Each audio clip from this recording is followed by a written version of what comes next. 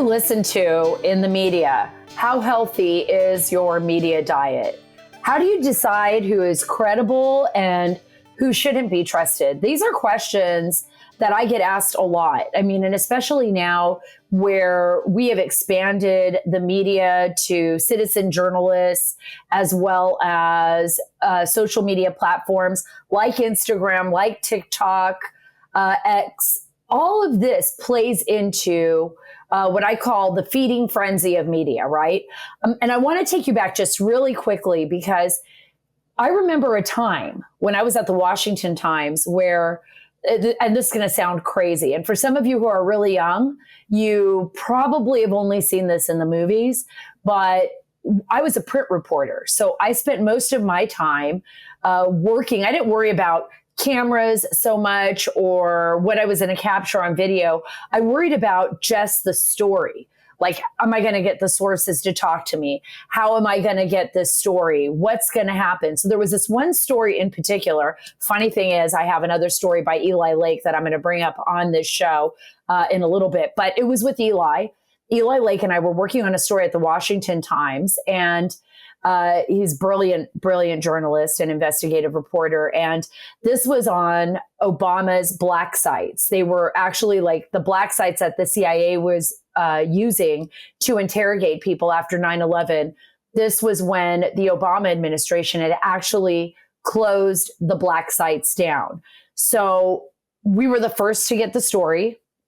I was so excited. And my editor actually said, "Hold the presses." He said, "Hold the presses." It was late at night. We had to redo the whole front page of the Washington Times because this was a news story that had been validated. Black sites were going to be closed under the Obama administration. We were the first to break it. We wanted to get it on the front cover. That doesn't really happen anymore.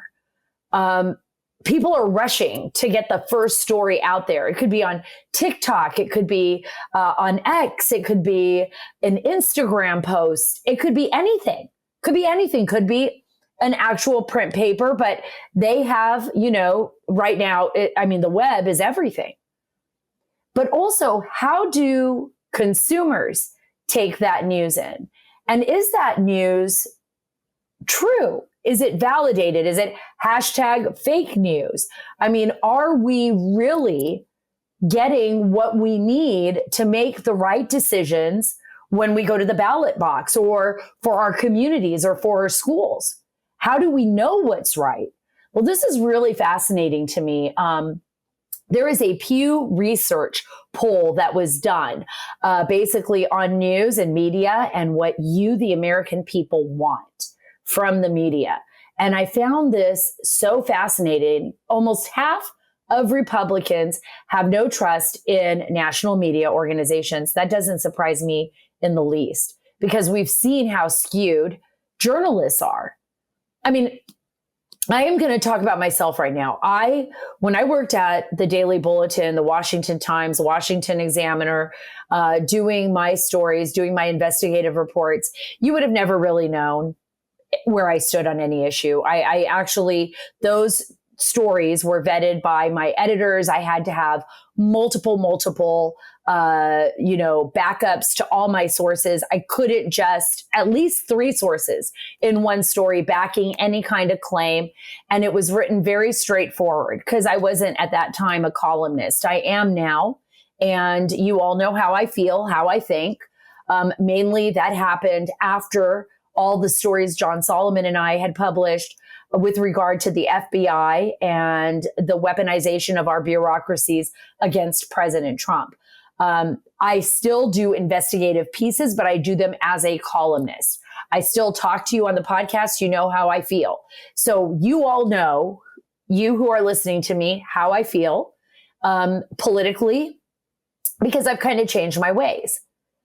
But right now, this Pew poll is really exposing how the American people are handling this onslaught of media. So almost half of Republicans have no trust in national media organizations. I fall right into that. And it's the reason why I became so forward with you about where I stand politically and how I felt about what was happening in our own government to the weaponization, the politicization of our government and using these media apparatuses, the left mainly, to target a presidential candidate. And we'll go into that a little bit more in a little bit. Given how the media treated President Trump in 2016 and in 2020, you can't blame Republicans for not trusting the media. The new survey, though, found that when they dug deep into what Americans were thinking about, these questions, it wasn't just about whether or not they trusted national media. It was about whether or not they wanted reporters who think like you do, right? So it's about, do you want someone with your same political views giving you the news? Do you want to know what their political views are? And do you want them to be more like you? These answers are stunning and they may surprise you. And not only that, I'm going to dig deep into what that psyche does to the stories that are breaking right now and how we as Americans ingest those stories, take them in, and use them in our daily lives. But first, let's go to Goldco. Are you concerned about the endless flood of illegal immigration at the southern border? How about the $1 trillion being added to the national debt every 100 days? It's no wonder thousands of hardworking Americans, including myself, are learning how to protect and diversify retirement savings with precious metals. That's why I've partnered with the top-rated company Goldco. Listen to this current offer. You can get a free 2024 wealth protection kit and learn how to possibly get $10,000 in bonus silver as a listener of this show while supplies last. They've helped people like you and me place over $3.5 billion in gold and silver. And what do I say? You need to diversify. Diversification is the most important. Protect your family's financial future and freedom. Get started today at Sara, SARA, or call 855-823-GOLD. That's 855-823-GOLD. Get your free gold kit from Goldco and learn how to get $10,000 in bonus silver at Sara, SARA, or 855-823-4653. That's SaraLikesGold.com or call 855-823-GOLD. Folks, listen to this Pew poll, and this is really important. More Americans want the journalists they get news from to share their politics more than any other personal trait. Things have definitely changed. I can't even imagine in the past when I first started working in journalism that would be the case. In fact, back then, most people just wanted objectivity. That's what they thought they wanted, right?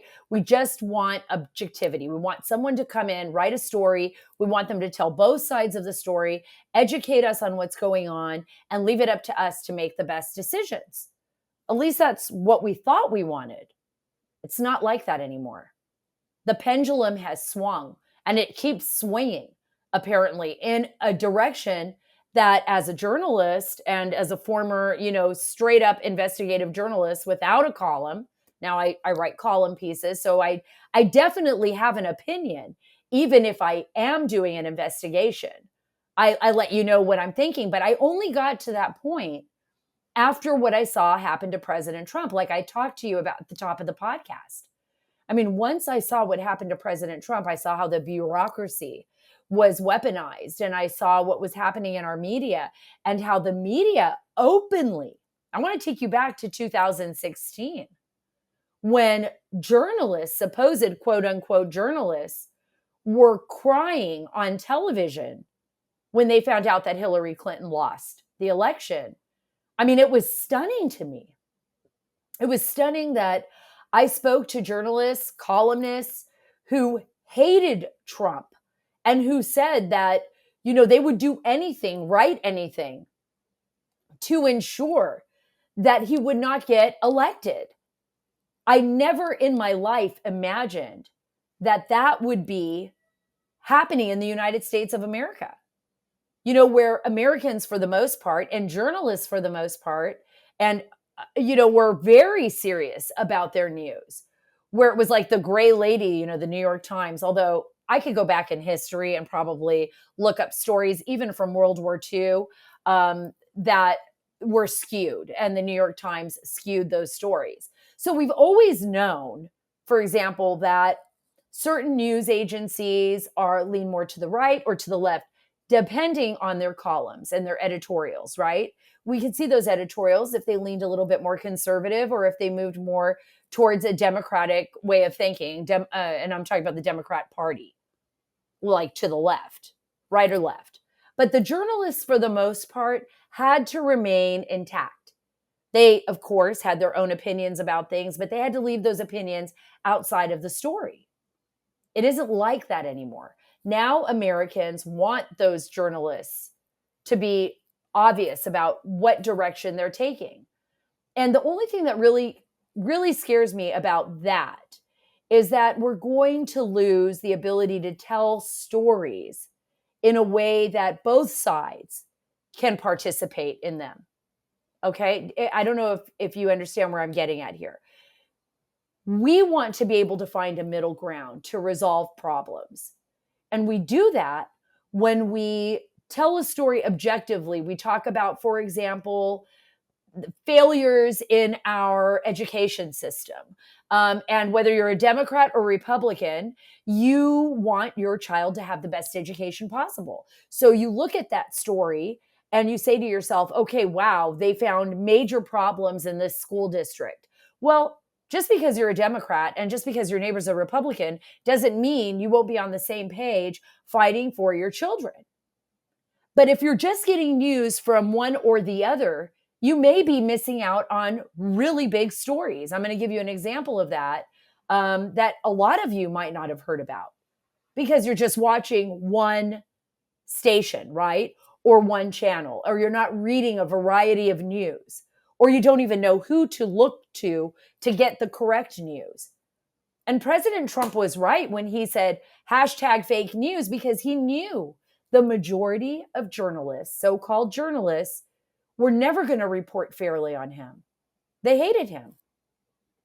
They rigged the system, the media empires, against him. So not only was the bureaucracy to some extent weaponized against him, but you had the media doing the same thing.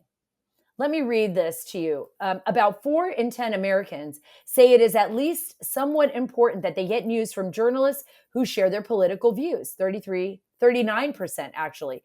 That is nearly double the share who say the same about getting news from journalists who share their religious views. That's interesting. 22%. Or who talk or sound like them, which is about 20%.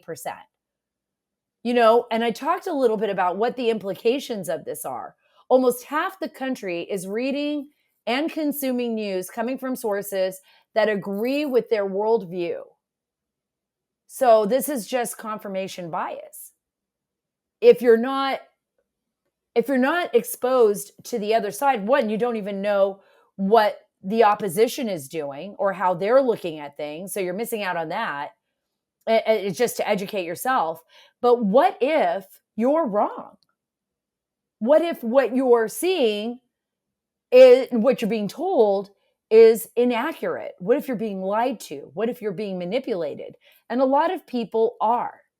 They are being manipulated. They're being manipulated by disinformation, mostly coming from government, I would say, more than anything else, than from, bad journalism.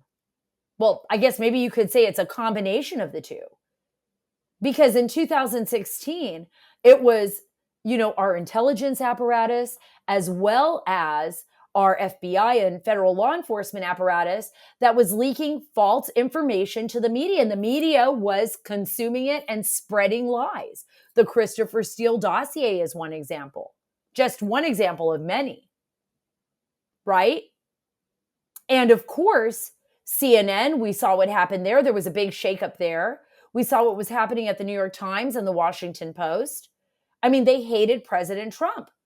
So they wrote all these stories based on lies. A British spy puts together this dossier that is filled with disinformation based on one real kind of lazy and not reliable at all Russian source that was connected to our intelligence apparatus, who knew the entire dossier was a bunch of lies, yet they leaked it to the media. And BuzzFeed and CNN were the first two to run with that story. We've seen what's happened with Israel. After October 7th, it was like all of a sudden Iran was in charge of the airways and social media. All of a sudden, after Israel was attacked, it was as if the Palestinians were suffering. Nobody paid attention, at least people that didn't want to pay attention, to what actually happened and how Israel was attacked by a proxy, Hamas, that was the arm of the Iranian government. People died, women were raped, children were killed. But a week later, the streets were filled with young people protesting the government of Israel and siding with the Palestinians and Hamas. And then you had news agencies that did the same. This is what is so insane about what has happened. When I'm on the street and I'm talking to people and I'm asking, how do you feel about the media that you're consuming? How do you feel about the stories that you're reading? Oh, I don't read the news. I was laughing actually yesterday. I was at Fox Studios and Johnny was sitting down. Johnny works for Jesse Waters. He does a great job. He interviews people on the streets, and he was actually at a beach here in Long Island, I believe, interviewing folks. And he was asking people about what is Memorial Day? Why are you here on the beach on Memorial Day? What does it mean? Almost everybody he spoke to had no idea what Memorial Day was. They said the craziest stuff, the craziest things. I mean, in fact, there was one girl, when he asked what the Cold War meant, like what did it mean to be in a Cold War? She thought it was a war in Antarctica and that it was very cold. This is the education system at its finest, right? And most people just had no idea they didn't even know what Memorial Day was. So if we're not educating our children and we are allowing the media to run amok and we are only listening to what we want to listen to, then we can easily be manipulated. We could easily be the useful idiots being manipulated by something far more educated and someone far more educated and intelligent than we are, because we're not paying attention. Let me give you an example of this. And this is a phenomenal story. Phenomenal story. I was blown away when I read it. I'm like, it should be on we should have it out there. I'm sure people will start picking it up. But it was written by Eli Lake and Francesca Block. And I used to work with Eli Lake at the Washington Times. And I mean, this is so crazy that over the weekend, during Memorial Day weekend, while most Americans were barbecuing, honoring veterans, by the way, I did a little piece for X, but we lost really great friends in Afghanistan, lost their lives. My husband lost his eyesight. His friends lost their lives there. And that's what Memorial Day is all about. It's about remember those that have sacrificed everything so that we could live free, as long as we fight for it, right? Freedom comes with a cost, folks. You cannot just say you're free and be free. You have to actively participate in this republic and this democracy to ensure your freedom. But over the weekend, while we were celebrating Memorial Day, hopefully all of you who I'm talking to right now know what Memorial Day is, honoring our fallen soldiers, U.S. Congresswoman Rashida Tlaib was in Detroit. She was speaking at a conference, basically talking bad about America, alongside two people with links to a U.S. designated terrorist organization. This is our Congresswoman. Most of you probably didn't even know this, never even heard about this. wouldn't hear about this on MSNBC. Tlaib, and I'm reading from the story, was a surprise speaker at Saturday at a 3-day People's Conference for Palestine event. Minutes before she took the stage at Huntington Palace Convention Center, hundreds of attendees, many dressed in keffiyehs, danced and sang along with the music, which one of the organizers told the crowd was a medley of songs from, listen to this, the First Intifada. When he introduced Tlaib, who walked up to the podium with her fist in the air as the audience stood and cheered, in her 15-minute talk, the Michigan Congresswoman accused Israel of war crimes, called Prime Minister Netanyahu a murderous war criminal. She also appeared to threaten Joe Biden's election prospects in her state. Referring to the campus protesters, Tlaib said, "It is disgraceful that the Biden administration and my colleagues in Congress continue to smear them for protesting to save the lives, no matter faith or ethnicity. It is cowardly. But we're not going to forget in November, are we?" she said. She was there with Wassim Rafidi, a member of the Popular Front for the Liberation of Palestine, a Marxist terrorist group that was founded in 1967. They also addressed the conference. And the PFLP, which is the U.S., has designated a terrorist organization. Here is a congresswoman who is speaking on stage. She's supposed to represent our country, but she instead aligns herself with terrorists. How would you know that if you were only watching MSNBC, or as I say, MSDNC? How would you know that if you're not reading the stories or know what direction to go to and who to read on the internet with so many choices out there across the web? And I think if you're Republican, right, and there was no way you were going to turn on CNN when it was so blatantly obvious that Don Lemon, was siding with Hillary Clinton and, breaking down in tears on television, and Chris Cuomo and his constant badgering of President Trump, or Jake Tapper. There were so many people that were conservative that would watch CNN that just walked away from it. Fox News. I was at Fox, and I didn't think in my heart what I was seeing at CNN was the same thing. I didn't see that at Fox. I really did not. You have your opinion makers, and then you have your news makers. And that's what goes on. But when you have your news makers turning into opinion makers, that's when everything changed. But I think the American people were like, whoa, wait a minute. I just want to follow someone now that not only holds my values, but is going to report on the stories that I want to hear about. I think that happens a lot more than we expect. But what are we missing out on? Let me give you an example. So I was down here, in New York quite a bit this year, and especially during the protests, right? So these big Israeli protests against Israel, and the universities like Columbia, coming out, and their students protesting Israel's actions. And the majority of young people didn't even know who I was interviewing, the basics. Like, they would chant from the river to the sea. I'd say, what river, what sea? The majority of them didn't even know. They didn't even know. But imagine the story that I just read to you, where Rashida Tlaib is in Detroit on stage with people that actually align themselves with terrorist organizations. How many people who watch MSNBC or, outside of reading these stories, how many people would ever know that? They would never know that. It would just be one-sided, right? They would see one side of the news, one issue, and they would believe that.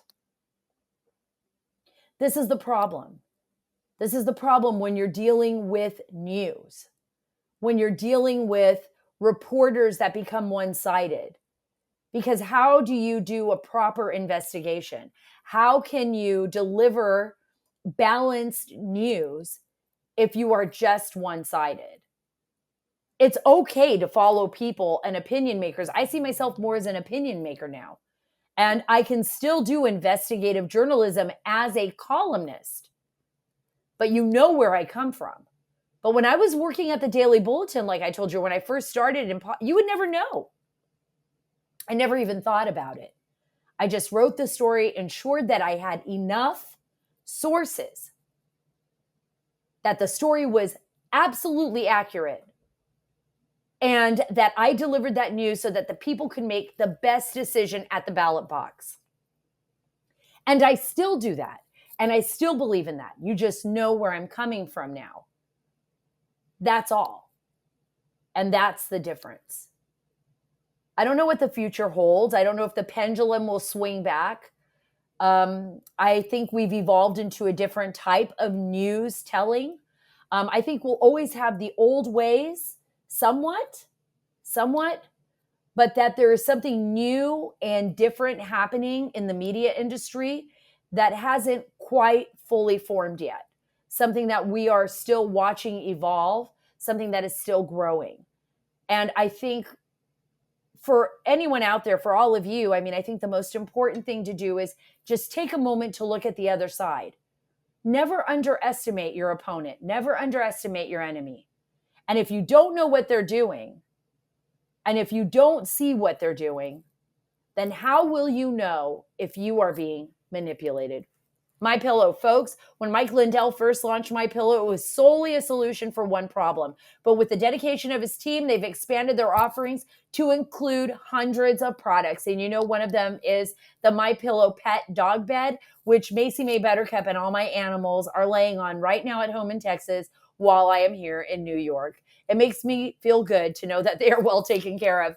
And right now, MyPillow is hosting, listen to this, a $25 extravaganza. All you have to do is use promo code Carter, CARTER, at mypillow.com to get the sale price and free shipping on so many different orders over $75. Here's some of the products that they have available for only $25. You can get 2-pack MyPillow sandals, luxurious 6-pack towel sets, brand new 4-pack dish towels, small dog beds, big dog beds, beach towels, and other savings with promo code Carter, CARTER. Giza Dream bed sheets, queen size, only $59.98 with promo code, and 60% off my slippers. Go to mypillow.com or call 1-800-685-7221 today to get in on the extravaganza today. Be sure to use code Carter to get in on the sale price and free shipping on your order over $75.